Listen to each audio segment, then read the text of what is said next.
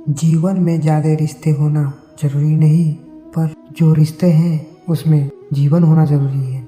जिंदगी के हर सुबह कुछ शर्तें लेकर आती है और हर शाम कुछ तजुर्बे देकर जाती है। तूफान भी आना जरूरी है जिंदगी में, तब जाकर पता चलता है कौन हाथ छुड़ाकर भागता है और कौन हाथ पकड़कर। सोच का ही फर्क होता है, वरना समस्या आपको कमजोर नहीं बल्कि मजबूत बनाने आती है। अकेले हो तो विचार पे काबू रखो और सबके साथ हो तो जुबान पे काबू रखो। कोई भी रिश्ता अपनी मर्जी से नहीं जुड़ता, क्योंकि आपको कब कहाँ किससे मिलना है वो ऊपर वाला तय करता है। मान और सम्मान की लड़ाई में कभी अकेले रहना हो तो रह लेना, लेकिन किसी के सामने खुद को टूटने मत देना, क्योंकि जब खुद का सम्मान करोगे तो दूसरों से सम्मान पाओगे।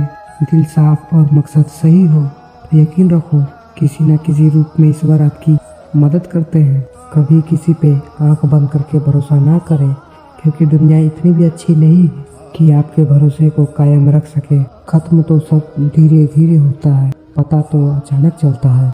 मुश्किल वक्त दुनिया का सबसे बड़ा जादूगर है, क्योंकि वह एक पल में आपके चाहने वालों के चेहरे का नकाब हटा देता है। गलती जीवन का एक पन्ना है, लेकिन जिंदगी पूरी किताब है। जरूरत पड़ने पर गलती का एक पन्ना फाड़ देना, लेकिन एक पन्ने के लिए पूरी किताब को मत खोना। किरण चाहे सूरज की हो या फिर आशा की, जीवन की सभी अंधकार मिटा देती है। सब्र और सच्चाई एक ऐसी सवारी है जो अपने सवार को कभी गिरने नहीं देती, ना किसी के चरणों में और ना किसी के कदमों में। अकेले रहना आसान नहीं होता, अकेले चलना बहुत मुश्किल होता है, बहुत मुश्किल। लेकिन अकेले उठाया हुआ हर कदम तुम्हारे इरादों को मजबूत बनाता है। चलिए आपको एक कहानी सुनाते हैं। एक किसान था, वह गरीब था, मेहनती था और खुश था। वह रोज सुबह उठकर भगवान से केवल 10 मिनट मंदिर में जाकर भगवान के सामने हाथ जोड़कर प्रार्थना करता था। उस किसान की पत्नी भी हर रोज उसके साथ मंदिर जाती। वह प्रार्थना करके सारे दिन अपने खेतों में काम करता। उसका जीवन बहुत अच्छा चल रहा था, लेकिन अपनी कमाई से वो अच्छा कमाई नहीं कर पा रहा था। लेकिन जितना कमाता था उसमें से कुछ पैसे लोगों की भलाई में लगा देता था। एक दिन उसके गांव में एक बीमारी फैल गई। किसान का लड़का बहुत बीमार हो गया। किसान के गांव में इस बीमारी के लिए अच्छा डॉक्टर नहीं था। पास के शहर के अस्पताल में लेकर जाया गया, लेकिन अस्पताल का इलाज बहुत महंगा था। उस किसान के लिए डॉक्टर की फीस, दवाइयों का खर्चा निकाल पाना बहुत मुश्किल था। किसान दिन प्रतिदिन हिम्मत हारता जा रहा था। वह एक दिन अस्पताल में बैठे बैठे इतना हताश हो गया कि वह बैठे बैठे रोने लगा और कहने लगा, पता नहीं किस चीज़ का बदला ले रहे हैं भगवान। कभी वह खुद को कोसता, कभी परमात्मा को। किसान की बीवी को अटूट विश्वास था परमात्मा पर।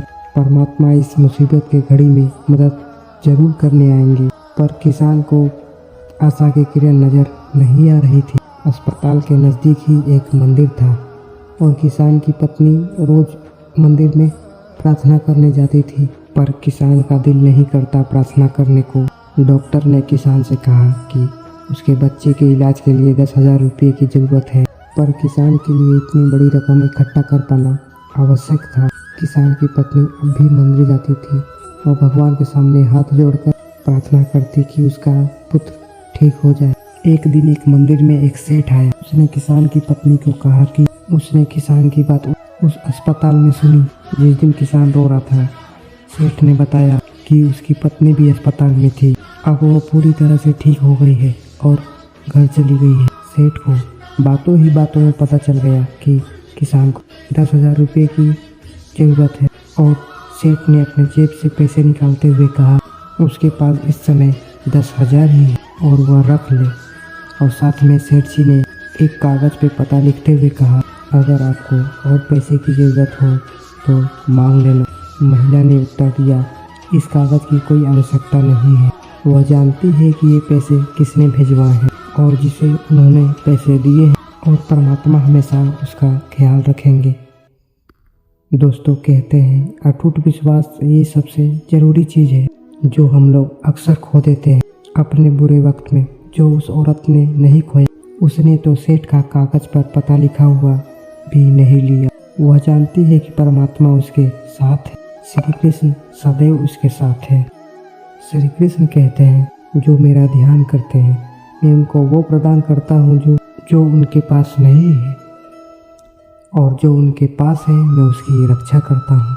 और बहुत ज़रूरी है कि बुरे वक्त में हम परमात्मा का साथ ना छोड़ें।